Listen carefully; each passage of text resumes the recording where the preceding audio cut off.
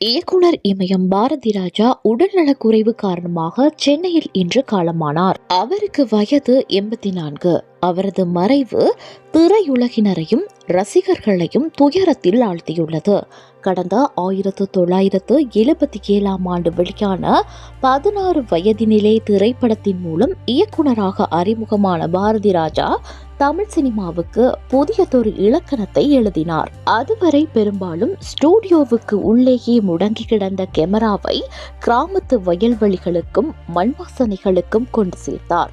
கிழக்கே போகும் ரயில், சிவப்பு ரோஜாக்கள், அலைகள் ஓய்வதில்லை, முதல் மரியாதை, கருத்தம்மா என அவர் இயக்கிய அத்தனை திரைப்படங்களும் தமிழ் சினிமாவின் மைல் கற்களாக அமைந்தன.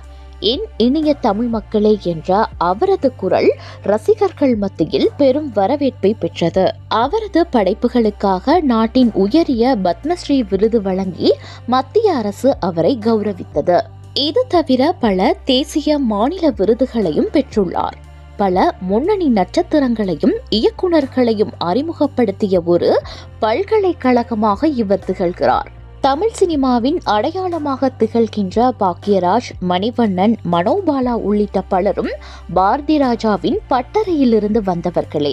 அண்மை காலமாக பல்வேறு திரைப்படங்களில் சிறந்த குணச்சித்திர நடிகராகவும் தனது முத்திரையை பதித்திருந்தார். கடந்த சில நாட்களாக கடும் உடல்நலக்குறைவால் அவதிப்பட்டு வந்த பாரதிராஜா இன்று அதிகாலை காலமானார். அவரது மறைவு செய்தி திரையுலகினர்கள் ரசிகர்கள் மத்தியில் பெரும் சோகத்தை ஏற்படுத்தியுள்ளது. பலரும் தங்களது இரங்கலை தெரிவித்து வருகின்றனர்.